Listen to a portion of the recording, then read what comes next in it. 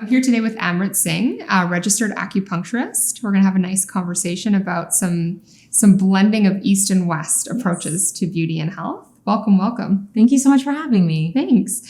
So why don't you tell me a little bit about your yourself and your approach? And you have this incredible training background all over the world. So I'd love to dig into that a little bit. Well, I'm a registered acupuncturist here in Toronto. I've been practicing for 13 years in September. So It's been a long time. Yeah. I did a lot of training all over the world. So I did get my diploma here locally. I went to Japan. I went to China. I went to England. I went all over the States. It was really important for me to get different experiences and just learn how it was also done in the areas where the medicine comes from. That was really important to me as well. So tell me, let's dig in. How about you tell me about acupuncture? How does it really work? Yeah, so my analogy that I always use to describe acupuncture and how it works is I say the acupuncture points are like light switches. So you have all these little light switches all over your body that do different things, and the acupuncture needles kind of turn that switch on. So it increases the flow if you need more blood flow circulation, or it also accesses that point and the functions of that point. And that might be something different that would be for somebody else that like more internal conditions. So if someone needs help with like their digestive system, we're turning on the light switches that work for the digestive system. Okay, amazing. So what would your clients come and see you for? What are the most common ailments or treatments they look for? Yeah, I do a lot of cosmetic acupuncture in my practice. Other than that, a lot of fertility. Okay. Menstrual irregularity, women's health, anxiety, depression, those kinds of things. Wow. Can you walk me through what it might look like if I had anxiety or depression? What would an experience with you look like? Yeah, so when you come see an acupuncturist, you usually fill out an intake form beforehand. There's a lot of questions. We like to know everything about you. And then you come in and we're going to ask you even more questions in person. And the questions are kind of unusual for people because for us, everything's holistic and connected. So we might, if you're coming in for anxiety, we might ask about your bowel movements. We might ask about your sleep. And to us, everything's connected. So it's a bit of a different experience, but you get a whole picture. And then, for me, it's really important that people understand what is going on in their bodies. Mm-hmm. So I like to explain in Chinese medicine, anxiety is described as this for you. And then we kind of work out through it that way. And I feel like when the patients get a better understanding, their healing journey is better. Yeah, I mean, I can align with that in a big way. I think North Medical takes a different approach as well. I think many people think medical spa is one thing and they think it's cosmetic injectables. Right. And we're definitely a skincare clinic first. And we look at the whole person. We look at what's happening inside and out. And also we're really open to referring to people who are doing more than what we're doing. And so I'm so glad that we're talking because I think we're not the only way. There's so many complementary treatments that you can do. Yes, I agree. With the skincare services that we're providing. So, Let's talk about cosmetic acupuncture. I mean, I know our people will be very interested in this, and how it can possibly align with what we're doing in our space. So maybe they can see us both. So cosmetic acupuncture works in a similar way, I guess, that more of your clients would understand, like microneedling. Oh, okay. In a way that when the skin is damaged, right, and you're inserting a needle or something in, the body's healing response gets activated. Okay. And it needs to repair that damage. And the only way it could do that is with a protein, and that protein is collagen. So we are stimulating collagen production to the face. That's the more very simple Western approach explanation. But the other part of it that Chinese medicine brings in is we still do body points. So when you come for cosmetic acupuncture, the intake, like all those questions, I'm still asking all those questions. So if someone's coming in and they're concerned are wrinkles, depending where the lines are on the face, might relate to something going on internally. So we're still doing a very holistic. Wait. Hang on. You need to say more. Okay. So like hypothetically, I mean, I have Botox, so you don't know where my wrinkles are right now, but say we're talking about here. Yes. Most common is the most common concerns here, and frontalis. Yeah. So here and here, liver, gallbladder for us. Oh. So if the lines are very deep or really deep, maybe prematurely, I'm thinking about someone's liver and gallbladder and possibly their emotional state, because the emotions that belong to the liver and gallbladder, anger, resentment, frustration, depression. I love this. I love like the whole, okay, it's like a little woo-woo for me, but I'm like here for it. Yeah, I want to know more. Yeah, like I love it. And then lines around the eyes, if they're going upwards of happiness and joy. So we say like that's connected to the heart. So that's fine. Going downwards relates to the lungs because that's related to grief and sadness. So the deeper they go, like the longer they are, the more sadness that person might have experienced in their life. And then the horizontal lines on the forehead, a lot of times are overthinking. So we start thinking about the spleen because the spleen relates to the digestive system. And there's a lot of overthinking. And that also relates to a lot of people who have anxiety get a lot of those lines because they're overthinking all the time.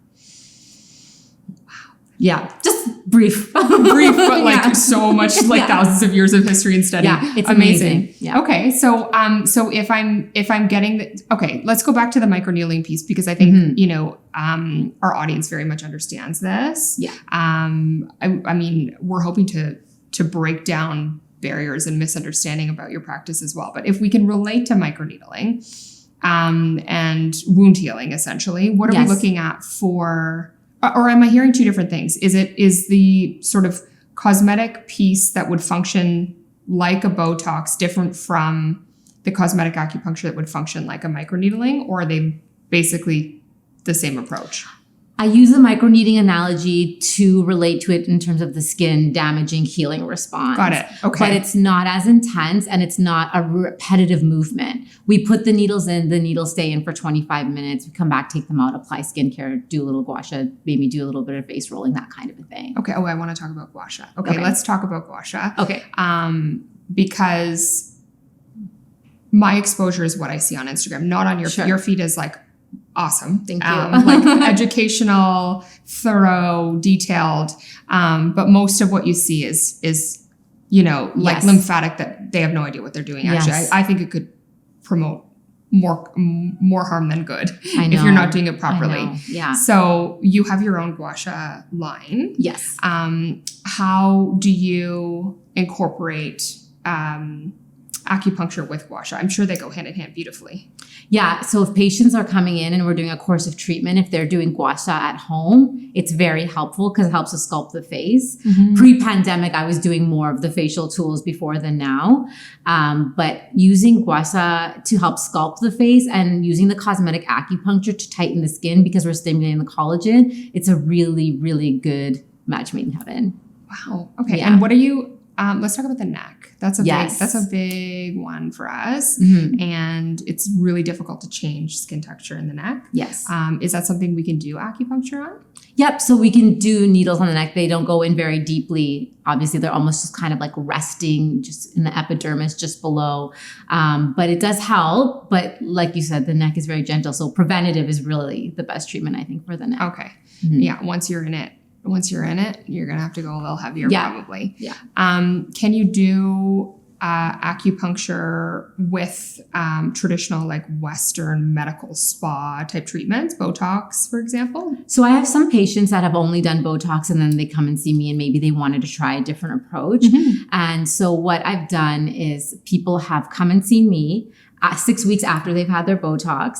We'll do a round of 10 and then they might do Botox again later. So as opposed to coming every 3 months or every 6 months, it usually cuts their time down by half. Oh. So I do have people who come do it together. But at any point, someone who has done it, they have to wait at least 6 weeks. Okay. Yeah. Between the treatments. Yeah. Amazing. Wow. This is like a whole new world for me. I love it. I'm like excited. So tell me more about acupuncture. What other things can we focus? What can it help with?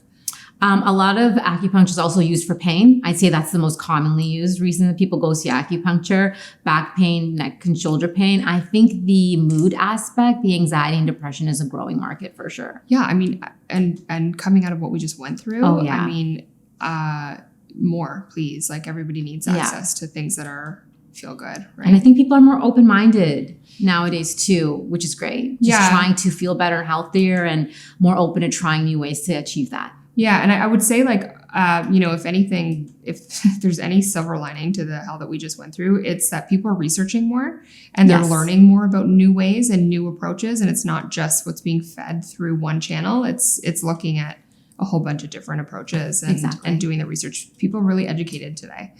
Yeah, they are. I always say a best approach, even with your like personal health care, is to have a good health team that does incorporate a bit of Western and a bit of Eastern. I think if you have health conditions, or even if you're approaching your skin, you know, facials, treatments, combined with cosmetic acupuncture and gua sha, you will do really well in your life in that department. Yeah. Good. Okay. Can you maybe introduce us to the world of gua sha a little bit and how one might start? Yeah, so it's very easy actually. Like gua sha is a part of traditional Chinese medicine. So people have been doing this for thousands of years. It was actually originally mostly used to help people with muscle pain and colds and flus. That's the traditional way to use it. Okay. Facial gua sha was also done as well, but not everybody was doing that thousands of years ago. So to start, basically all you need to do is get a tool, and then you just need to have a face oil. You can't do it on dry skin. You need to have something that has a bit of slip, right? So you're not pulling and tugging. And then you just need to find someone like me or someone else who can teach you how to do it properly under the guise of Chinese medicine, because there are certain areas on your body, like on the shoulders, which you would include, right, in a facial treatment, that we would avoid if someone's pregnant, for example. Like there are safety concerns in that way. And is cosmetic acupuncture safe for pregnancy? Cosmetic acupuncture, I personally don't do cosmetic acupuncture on someone who's pregnant. Okay. Yeah. Okay. I have heard some of our clients choose to maybe explore that option, but I think there's a lot of gray across the board, regardless of what approach you're taking. There are some people who do, and there are some people that don't, and all of my teachers didn't. And so that's kind of the way I learned. Better safe than sorry. Exactly. I think I'm like, just come and find me when you're breastfeeding if you were doing that, or when you have some more time, I'll still be here. But I mean, breastfeeding is important too, because a lot of, we don't treat nursing moms with toxin or filler. And so I think like, you know, another approach is a really great way to kind of invite yourself back in. And it probably, I mean, it's a beautiful approach because it's holistic and looking at all areas of the body. Yeah, we're still doing the body points, and acupuncture post-pregnancy is very important. To help rebuild. Yeah. So there's been some change to the industry recently. I know they were looking at sort of taking away the licensing process, and then they brought it back in. I was signing petitions for friends that are in the industry and stuff. Yeah. So I'm glad to see that that's sort of regulated itself, and Me too. The training behind it is massive. It's not just a one-day course. No, not at all. Like we're doing years of education, and then, you know, if someone is specialized, they're doing classes. Like I said, I went all over the world and tried to find teachers, and the top acupuncturists often do that, and it's in their bio, or you can find it on their website. Yeah. Where can people find you? I am online at Instagram at 6babebeauty, or my website is 6babebeauty.com, or you can find me at 500 King Street West. Oh, we're kind of like neighbors-ish. Yeah. Opposite sides of opposite side of the street. Yeah. Great. Just a little walk down to get acupuncture and then facial. Perfect. Exactly. Amazing. So at North Medical, we see a ton of acne clients. There's lots we can do, but I've heard amazing things about acupuncture supporting and healing acne. Can you speak to that a little bit? Yeah, that's actually what got me into cosmetic acupuncture myself. So we learned it in school, and I never touched it.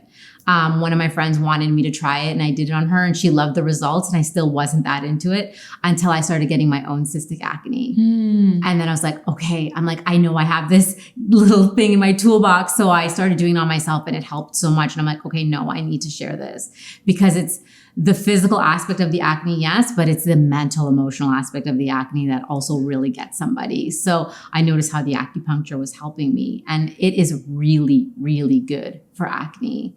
Wow. Yeah. So what is some of the approach to it? Like, what is the technique? Because you're also addressing the internal imbalance of the acne, right? So it's, yes, we're doing needles on the face. And again, you're stimulating the healing response. More white blood cells are coming and eat the bacteria. The acne is healing faster.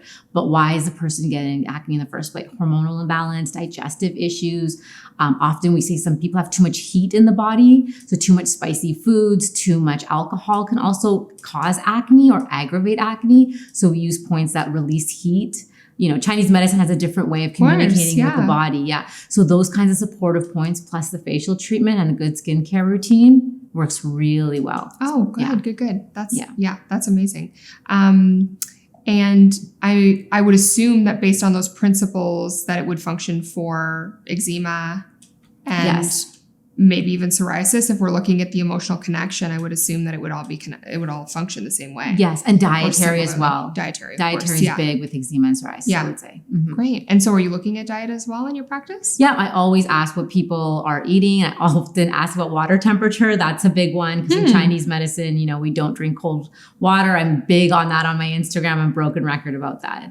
I'm hot all day long. That's I could drink perfect. hot in like sweaty 40-degree weather. Me too. And that's the way it should be according to Chinese medicine. I love that. Yeah. Great. Let's maybe dip our toe in. We won't go too deep about fertility. Sure. I think that today, arguably, people most know acupuncture for fertility. Yep, that's a big one too. Or maybe in my world anyways, they do. But how are you helping people? What is the, I'm assuming your clientele are people experiencing infertility. Yeah. So there's a lot of really good research, and the fertility clinics are very supportive of acupuncturists because it increases the efficacy of up to 40%.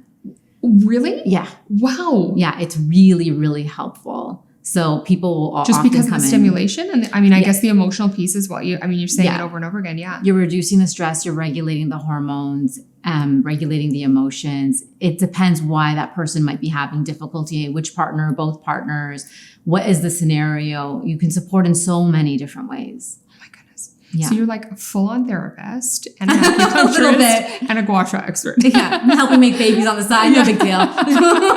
Yeah, that's wild. Well, I'm going to come and try it. I need to. Yeah, please, I think anytime. I obviously I love Botox, but I also, I've been a Botox client for years, and I think it's as you do it more, you need it less and less. And I think there's other approaches to even lengthening that space between treatments, which would be really cool. So I'll come check you out, neighbor. Please. Yes. I love it. Sounds great. Amazing. Well, thank you so much for your time today. I learned so much. I think it's a wonderful approach to looking at like whole person care.